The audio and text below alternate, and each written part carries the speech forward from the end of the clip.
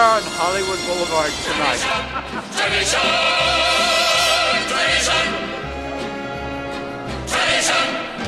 My name is Shauna Blake Hill, and I'm doing Children of the Wind from Rags. Flames are on the hillside, blood is in the streets. Anyone who's even tried to be part of Broadway or tried to be on the stage would know what kind of fortitude you need to have to pick yourself up and keep moving. We're children of the wind, blown across the earth. The song that I'm singing this evening is called I'm the Last of the Red Hot Mamas.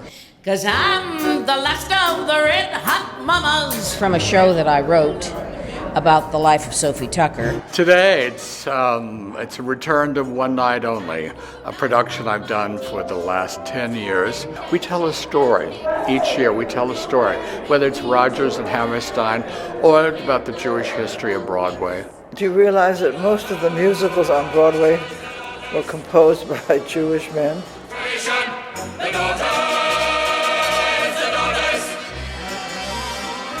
My name is Barry Pearl, and I'm going to be singing If I Were a Rich Man. If I were a rich man, yaga-diddle-diddle-diva-diddle-diddle-dum. All day long I'd biddy-biddy-bum. If I were a wealthy man, I wouldn't have to work hard. The song I'm singing is I Never Do Anything Twice, which is the Stephen Sondheim song. Once, yes, once is a lark.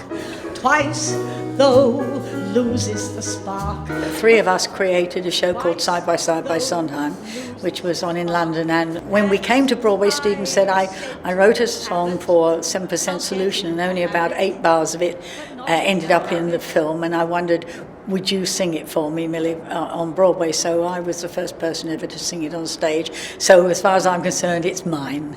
I'll be there in a trice, but I never do anything twice.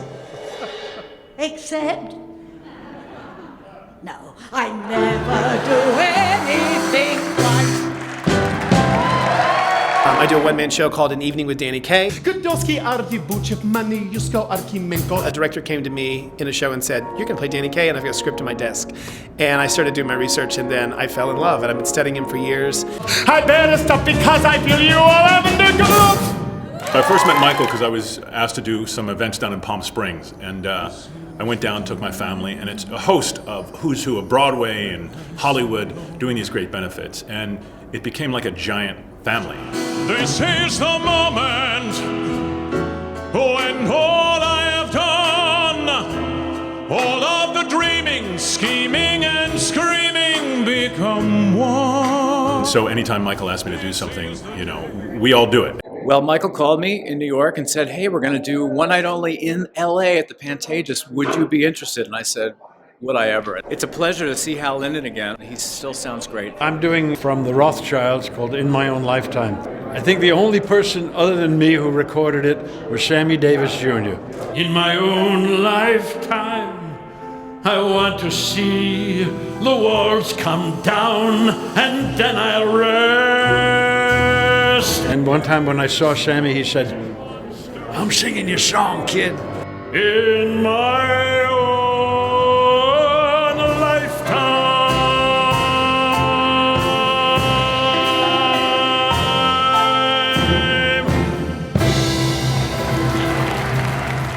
Peter Marshall is almost 90 years old and still sings like a dream. And I'm young and in love.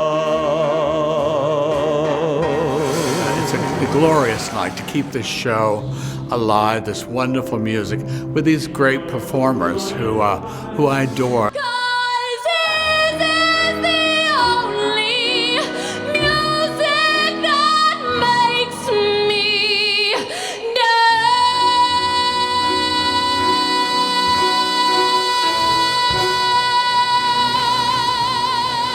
To be able to work with such great talents like Nicole, I mean, it's stunning to see that rehearsal she just did on stage. It blew all of us away. The final word at home.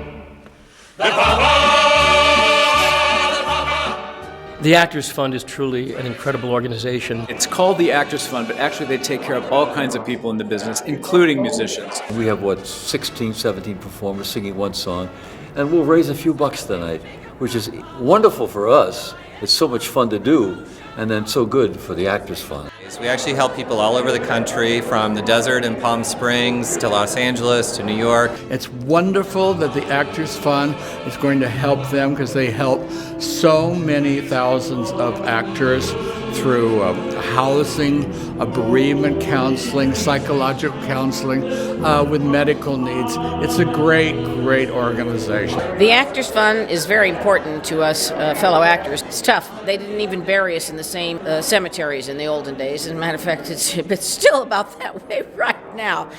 On any given opening night in an equity production that I'm involved in, instead of giving a little toy or a trinket, I always make a donation to the Actors Fund on behalf of my cast. Without our traditions, our lives would be as shaky as a fiddler on the roof.